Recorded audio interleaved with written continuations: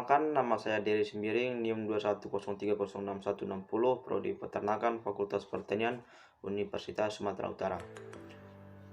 Di sini saya akan menjelaskan struktur molekul dari enzim serta contohnya. Enzim yang strukturnya sempurna dan aktif mengkatalisis bersama-sama dengan koenzim atau gugus logamnya disebut holoenzim. Secara ringkas, struktur sebuah enzim yang aktif dapat dilihat pada bagian bawah ini. Faktor pada beberapa enzim dapat terikat secara lemah atau terikat secara kuat permanen. Jika faktor terikat kuat dengan protein enzim dinamakan bagian prostetik. Tidak semua enzim memiliki struktur yang lengkap. Terdiri dari apoenzim dan kofaktor. Contoh enzim ribonuklease pankreas hanya terdiri atas polipeptida dan tidak mengandung gugus kimiawi yang lain. 2. Berikutnya ada dua model cara enzim bekerja.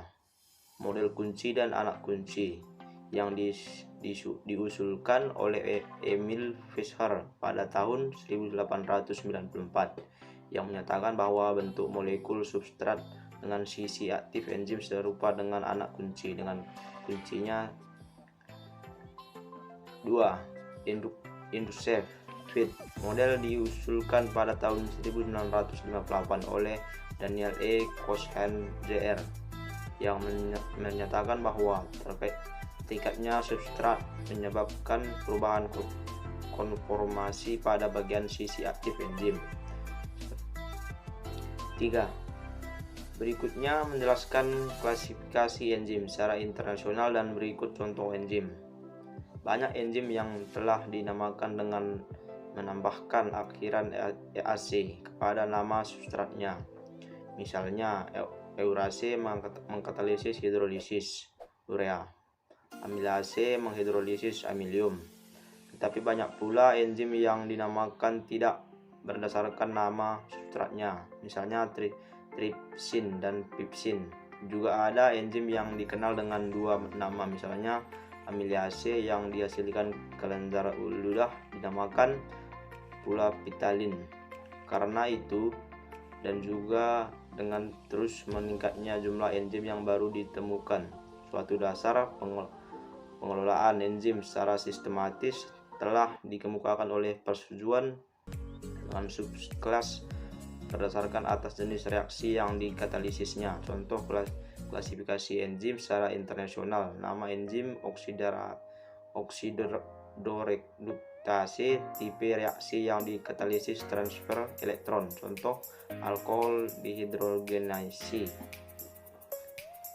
Nomor 4. Berikutnya saya akan menjelaskan sifat-sifat dari enzim. Pertama, enzim sebagai katalisator. Enzim merupakan katalis yang dapat mengubah laju reaksi tanpa ikut bereaksi. Enzim bersifat khas dan aktivitas dapat diatur. Tanpa kehadiran enzim, suatu reaksi itu sangat sukar terjadi.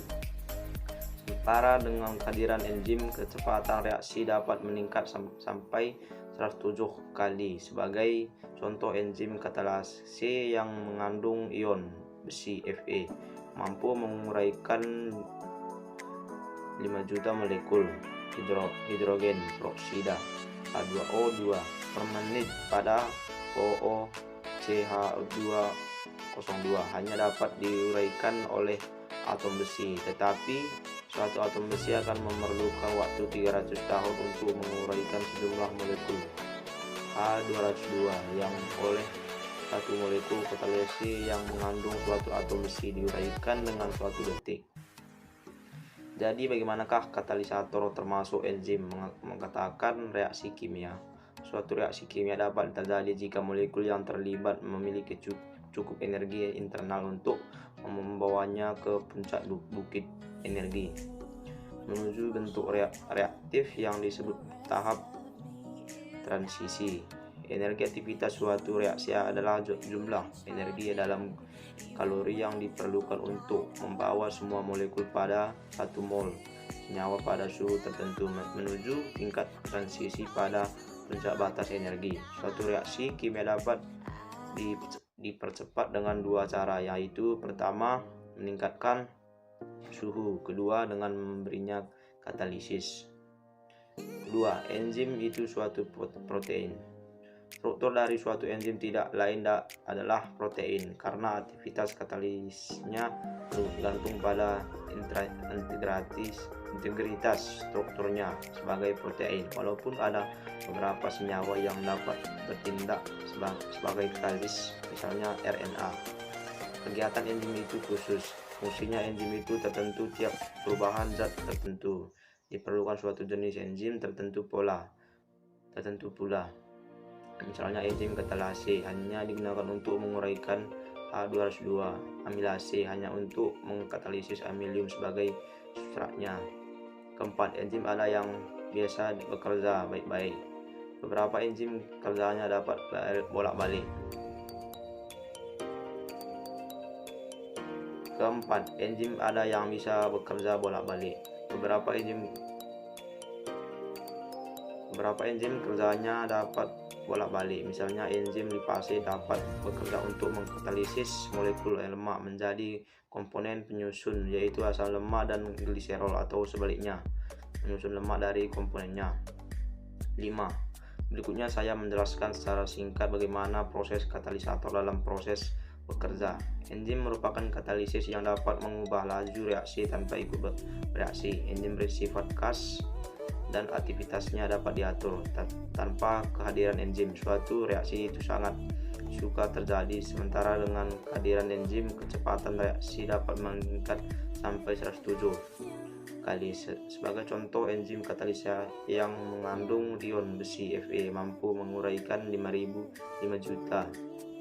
juta molekul hidrogen peroksida H202 per menit. Pada OOCH202 hanya dapat diuraikan oleh atom besi, tetapi suatu atom besi akan memerlukan waktu 300 tahun untuk menguraikan sejumlah molekul H2O yang oleh suatu molekul katalisis yang mengandung suatu atom besi diuraikan dalam suatu detik.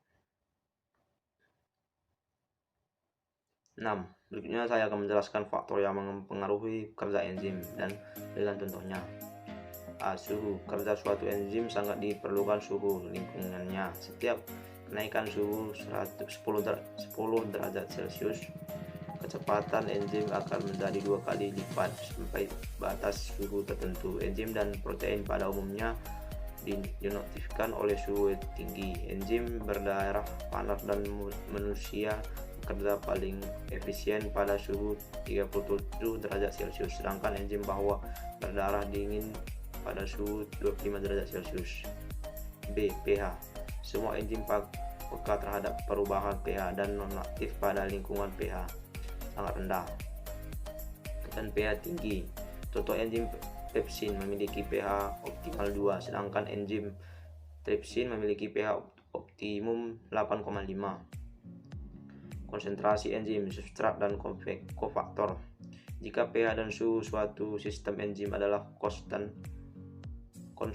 dan jumlah substrat berlebih, maka laju reaksi adalah sebanding dengan jumlah enzim yang ada. Sebaliknya, jika pH, suhu, dan konsentrasi enzim konstan, maka laju reaksi adalah sebanding dengan jumlah substrat. D. Inhibitor. Aktivitas suatu enzim dapat dihambat oleh suatu senyawa yang dikenal sebagai inhibitor. Inhibitor digolongkan menjadi 2 jenis utama, yaitu A. yang bekerja secara tidak dapat balik. Yang bekerja secara dapat balik, penghambat yang irreversible adalah golongan yang bereaksi dengan atau merusak suatu gugus fungsional pada molekul enzim yang penting bagi aktivitas katalitiknya. Sebagai contoh adalah senyawa disulfurofosfat DPF yang menghambat enzim asetilkonsentrase, yaitu enzim yang penting dan dalam transmisi impuls syaraf.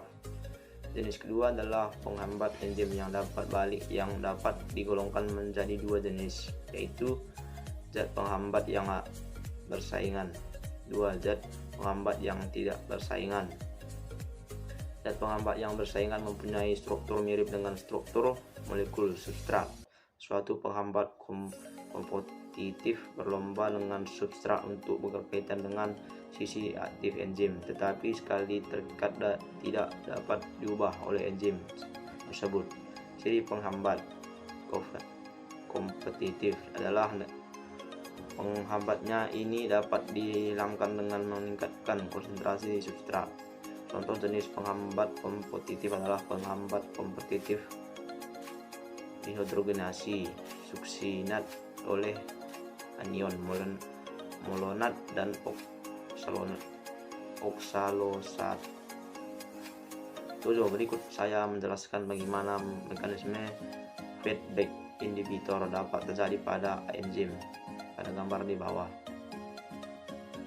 Pengontrolan mode feedback inhibitor dinamakan enzim yang bekerja pada tahap awal E1 dihambat kerjanya oleh produk akhir Z, memberikan keuntungan pada sel yang organisme tersebut dapat mengatur suplai energi dan mencegah menumpuknya senyawa intermedia BCD selama proses metabolisme terjadi. Sekian dan terima kasih. Bila ada kata-kata saya yang kurang berkenan di hati Anda, mohon dimaafkan. Terima kasih.